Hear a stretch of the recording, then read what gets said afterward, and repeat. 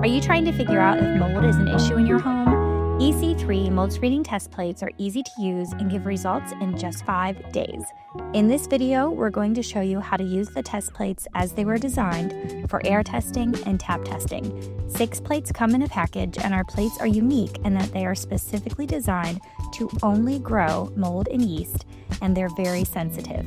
Plate testing is just one way of testing. There are many others, but it presents an easy DIY method that is a great place to start. Every home has mold, but not every home has a mold problem. Culture testing is the most accurate way to check if mold has reached unhealthy levels with allergy and disease implications. It will give you an idea of where the issue is based on where you test, unlike other common options, and it only takes minutes to test. But remember, plate testing is not a diagnostic tool. We have some options for that towards the end of this video. Before testing in a room, there are 4 things you want to do. Number 1, check the date on the plate. They do expire and should not be used past their expiration. Number 2, create air disturbance in the room you are testing. This could mean turning on a ceiling fan or just fluffing pillows. Number 3, test the humidity with a hygrometer. Note the results on the test plate or a piece of paper. If it is over 50%, the air is going to be too heavy to get much of an air sample. This could show a false negative when air testing on a plate. Number 4, prepare the room by turning off air purifiers. They're designed to filter mold spores out of the air, so it will influence your results. Close the doors and windows in the room you're testing, and run your air conditioner or heat so it is circulating during the test period. To test a room thoroughly and properly, we suggest doing 2 air tests and 1 tap test. For best practices, 1 air test would be performed up higher, like on a bookshelf, and the other air test lower down, like on a coffee table in the middle of the room. The reason for this is because some molds stay suspended in the air longer than others. For tap testing, we suggest tapping the largest piece of upholstery, carpet, or furniture in the same room. This gives you a better picture of your environment. How to air test. Enter the room or area that you plan on testing. Remove the test plate from the clear plastic sleeve. Take the lid off the test plate and place the open plate on a flat surface away from walls and windows.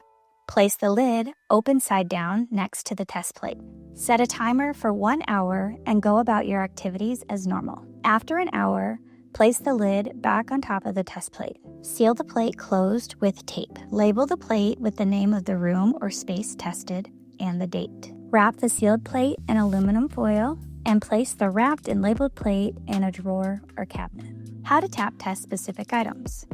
Remove the test plate from the clear sleeve. Remove the lid from the test plate and set it aside. Gently tap the item you wish to test with the plate 1 to 2 times. Make sure that the agar material is exposed to the item being tested when tapping.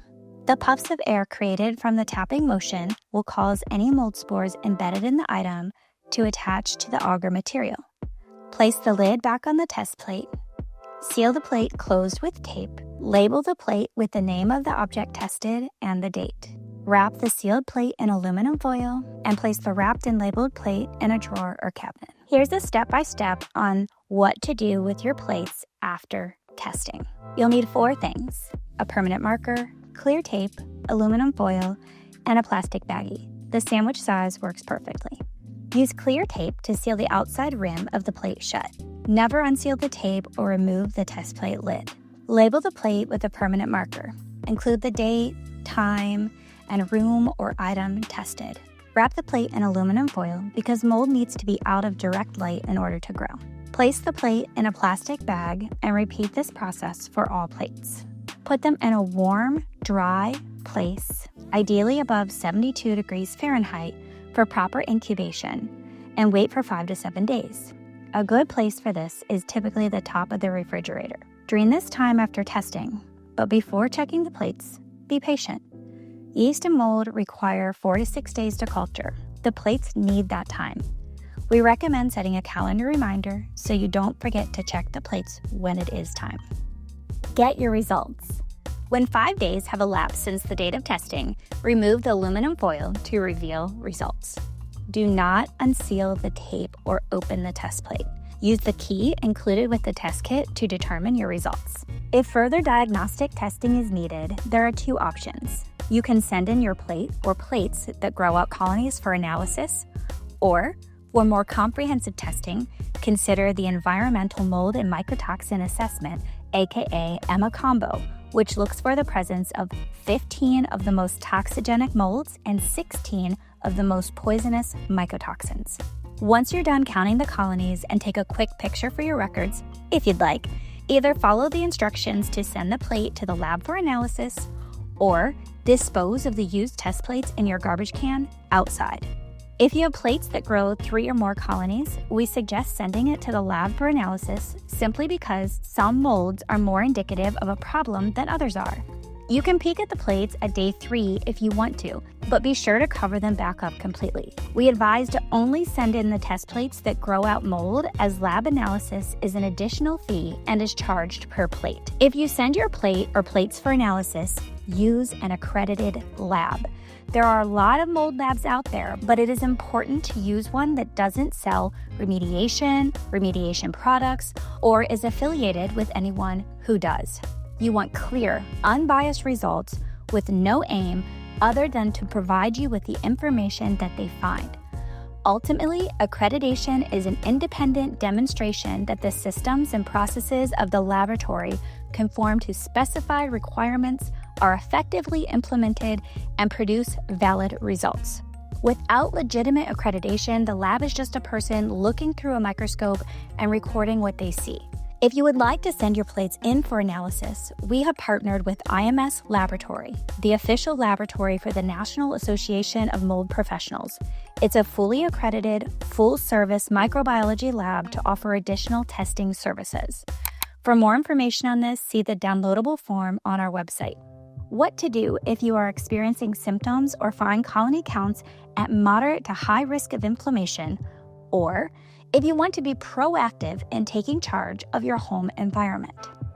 Here are some easy DIY steps to get started.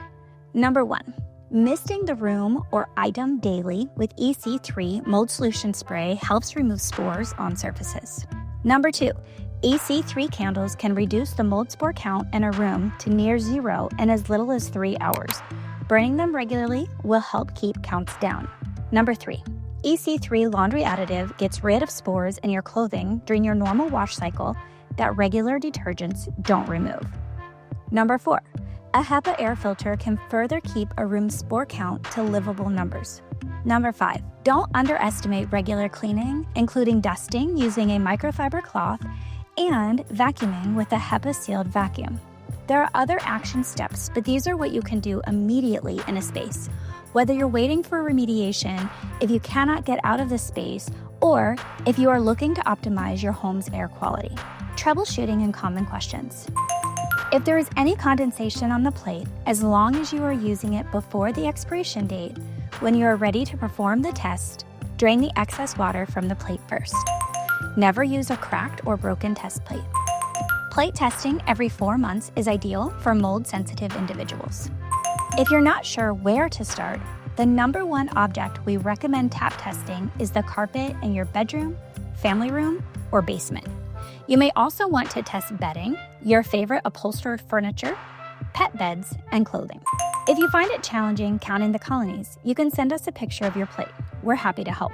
If the test plate develops very dark gray or black colonies, that's a sign of mycotoxin-producing spores.